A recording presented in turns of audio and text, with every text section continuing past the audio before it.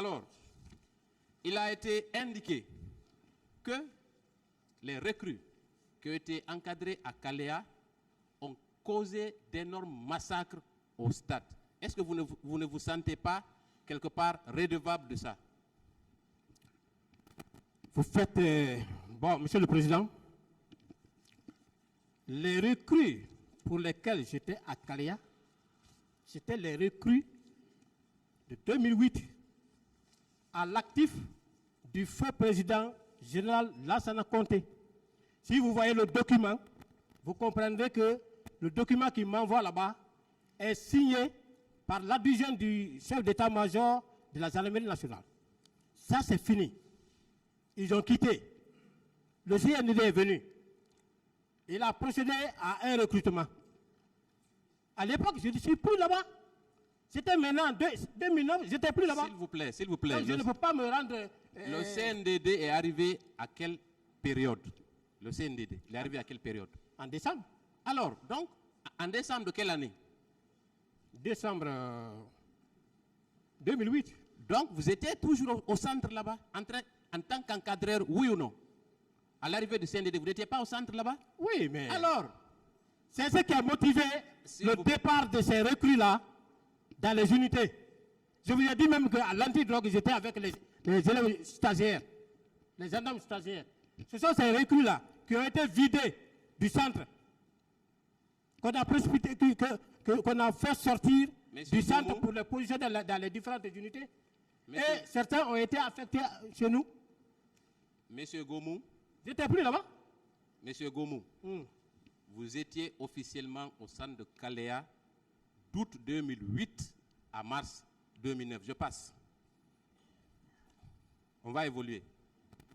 Très bien. Lors de votre passage ici, pendant la narration des faits, oui, vous avez égrené les diplômes que vous avez eus, les formations que vous avez suivies, mais vous avez dit que vous n'avez jamais bénéficié de poste, n'est-ce pas? Oui. Conséquent, c'est-à-dire en rapport avec votre formation, n'est-ce pas? Oui. Très bien. Est-ce que vous n'êtes pas un frustré ou un revanchard à cette barre? Bien. Certainement, quand quelqu'un parle, je pense qu'on doit l'écouter mieux. C'est pendant ma réplique contre les allégations que Komala Toumba a perpétrées contre moi que j'ai parlé que je n'avais pas de poste, malgré que j'avais cette formation et qu'on considérait comme étant proche de Dadis. J'ai dit je n'avais pas de poste de responsabilité. Est-ce que vous considérez que c'est Toumba qui vous a empêché d'avoir ces postes? Non, moi, c'est lui qui a dit que moi j'étais... Pourquoi vous liez le fait que vous n'avez pas eu de poste à ces explications? Quelle est la raison?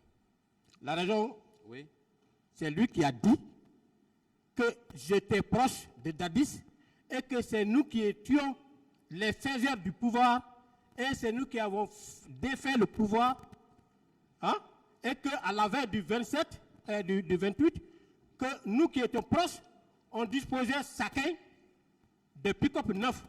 C'était pour me justifier, pour dire que, d'abord, si vous dites que moi j'étais proche de Dadis, c'est à la maison centrale où j'ai connu, où Dadis m'a connu. D'accord, je vais continuer. Voilà, c'est par rapport à ça. Ok, très bien. C'est lui qui a été le premier. À chaque fois aussi que on parle de votre service, vous aimez dire également, c'est aujourd'hui qui est arrivé. Vous vous adressez à qui, concrètement? Vous vous adressez à qui quand vous dites ça? Quand je dis que c'est aujourd'hui qui est arrivé, c'est à ceux-là qui m'ont envoyé ici pour dire que j'ai posé des actes. Qui vous a envoyé ici? Moi, j'avais l'habitude de faire cette mission. S'il vous plaît. Quand vous dites c'est aujourd'hui qui est arrivé, vous adressez à qui? Moi, je veux savoir à qui vous adressez. C'est au peuple de Guinée ou au procureur? Parce que ce sont les procureurs qui vous ont envoyé ici. Entre les procureurs et le peuple, à qui vous vous adressez? Moi, j'ai dit ça seulement. On ne peut pas dire ça seulement. Hein? Pour que les gens puissent reconnaître que je ne mérite pas ce sort-là. Très bien. Donc, vous attendez peut-être à une médaille. Hein? Vous vous attendez peut-être à une médaille pour service rendu. Moi, je fais mon travail, je ne réclame rien. Ah si. Quand vous dites, à chaque fois qu'on critique votre travail, vous dites, c'est aujourd'hui qui est arrivé. Comme si vous étiez un bénévole au service de la nation. Est-ce que vous n'aviez pas un salaire en contrepartie de vos services? Pourquoi tout le temps affirmer et persister? C'est aujourd'hui qui est arrivé à chaque fois qu'on critique votre façon de faire, Monsieur Blaise Gomou. Vous adressez à qui? Maître, Oui? j'adresse ce propos à tout le monde. Ah, donc au peuple de Guinée. Donc vous considérez que le peuple est ingrat à votre égard? Non, pas question, c'est à ce peuple d'apprécier. Très bien. Moi, j'ai toujours mieux fait mon travail. Très bien. Mais vous êtes payé aussi pour ça? C'est pourquoi j'ai toujours fait mieux mon travail. Faites Ok, face au très bien. tribunal. Voilà. Merci.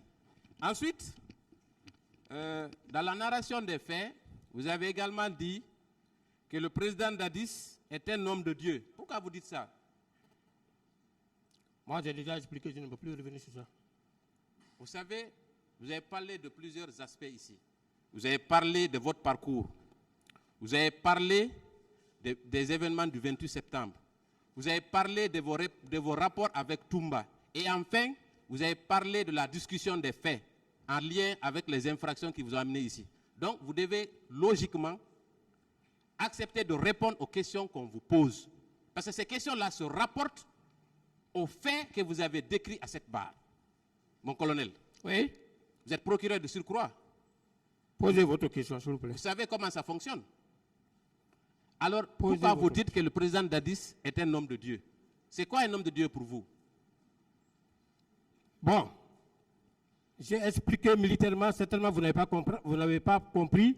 Je reprends. Et ce que je vais vous dire, si vous demandez ailleurs, on va vous dire que c'est vrai. Si moi je suis président de la République, mon aide de camp qui commande mon salon, en même temps commande la garde présidentielle, c'est un danger pour moi. Mon colonel, C'est un danger. mon colonel, Vous ne pouvez pas comprendre. mon colonel, Oui. vous savez, je ne suis pas militaire ni gendarme. Ah, voilà. Mais nous savons tous comment ces services-là fonctionnent. Nous lisons et nous côtoyons aussi des militaires et des gendarmes. Donc ce n'est pas une raison pour nous donner des explications qui ne tiennent pas la route. Cette affirmation n'a rien à voir avec la gendarmerie ni l'armée. Je vais poursuivre, si vous permettez. Ah, je vous écoute. Espérez-vous un retour de votre mentor au pouvoir pour bénéficier des postes? Vous dites?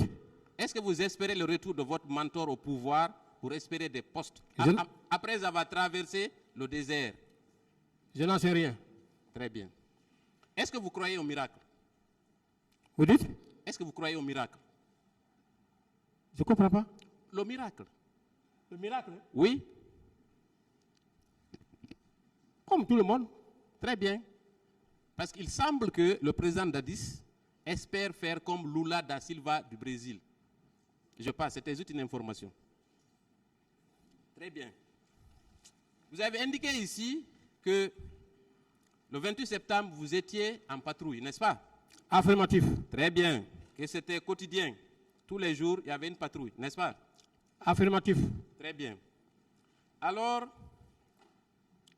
quand vous êtes sorti en patrouille, je ne vais pas revenir sur le nombre de personnes qui étaient avec vous, ni leur identité, parce que vous avez refusé de le dire. À quel moment le colonel Thieboro vous a appelé pendant votre patrouille? Pendant la journée, pendant que j'étais déjà à Amdalaï.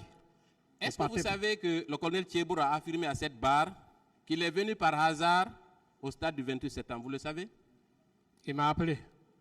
S'il vous plaît, est-ce que vous savez, est-ce que vous vous souvenez, puisque vous étiez là, de la déclaration du colonel Thieboro indiquant qu'il est allé au stade par hasard? Il était de passage. Je ne me souviens pas. Alors je vous apprends. D'accord. Très bien. Donc le colonel Thieboro dit qu'il est allé au stade par hasard. Et vous êtes allé là-bas comment? Par hasard ou sur la sollicitation? J'ai déjà expliqué. Je ne peux plus revenir sur ça. Ah, vous voulez vous murer dans le silence, n'est-ce pas? Ça ne vous aidera pas ici. Très bien. Vous venez au stade. On est d'accord que ce n'était pas votre mission de venir au stade, oui ou non? Ou bien c'était dans votre mission? J'ai expliqué largement, je ne peux plus revenir sur ça. Est-ce que vous étiez obligé de venir au stade du 28 septembre au moment des faits? Vous étiez obligé? J'ai expliqué. Est-ce que vous faisiez partie du maintien d'ordre? Non. Ok. Est-ce que vous vous souvenez de la déclaration? Est-ce que vous avez lu le procès verbal d'interrogatoire de Claude Pivy? Non. Alors, dans ce procès verbal d'interrogatoire, il est clairement indiqué que c'est le colonel Thieboro qui était en charge du maintien d'ordre. Qu'en pensez-vous? Non. J'ai toujours dit, hein, même les civils, même les militaires, tout le monde pense que le gendarme, sa mission principale, c'est le maintien d'ordre. Il appartient à nous, techniciens, de vous faire le détail, de vous parler les différentes composantes de la gendarmerie, avec les attributions qui y sied. Est-ce que, avec tout ce qui s'est passé au stade, on ne peut pas confirmer ici qu'effectivement le colonel Thieboro était au stade dans le cadre du maintien d'ordre? Je ne peux pas. Vous ne pouvez pas confirmer? Je ne peux pas confirmer. Très bien. Vous étiez combien de pick-up le 28 septembre dans le cadre de la patrouille? Il y avait combien de pick-up? J'ai dit 3. Donc vous êtes en contradiction avec votre patron. Le colonel Thieboro a dit qu'il y avait 4 pick-up. 2 de l'autoroute, 2 sur l'axe Le Prince. Entre vous deux, qui ne dit pas la vérité? J'ai dit qu'il y avait 3. Et les 3 chefs sont véritablement identifiés dans les PV. Donc celui qui dit qu'il y avait 4 n'a pas dit la vérité? Je n'en sais pas. Très Je bien, n'en sais rien. on va continuer. Au moment des faits, M. Blaise Goumou, vous avez indiqué que votre travail, si on reste dans le cadre de la patrouille avant de venir au stade, que votre travail consistait à protéger les biens des citoyens contre les loupards, n'est-ce pas? Oui. Quand il y a une manifestation. Oui. Les loupards là, est-ce que les forces de défense et de sécurité font partie?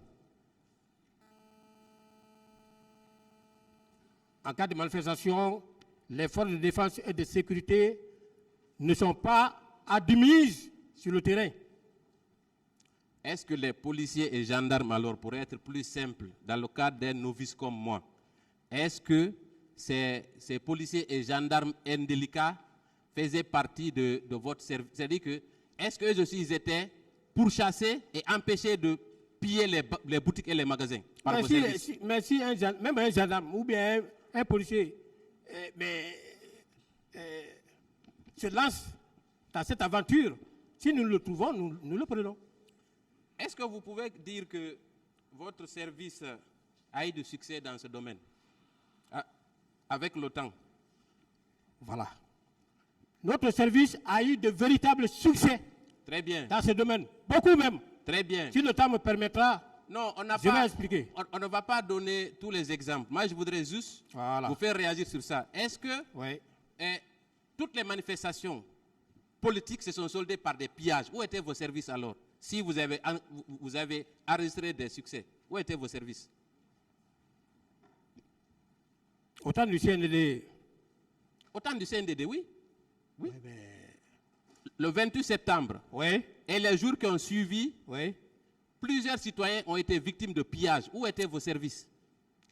Mais nous faisions régulièrement nos patrouilles. On n'est pas Dieu pour dire que tel côté, ils sont en train de piller. C'est ce qui nous a permis même de mettre en place des numéros verts.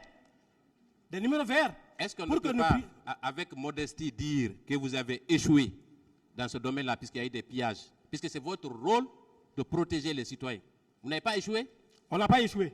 Ah bon? Ah bien sûr. Et ceux qui ont été pillés, qu'est-ce que vous avez fait pour ne pas que cela arrive? Si le pillage se passe à notre présence, nous agissons. Mais vous si devez le pillage être présent.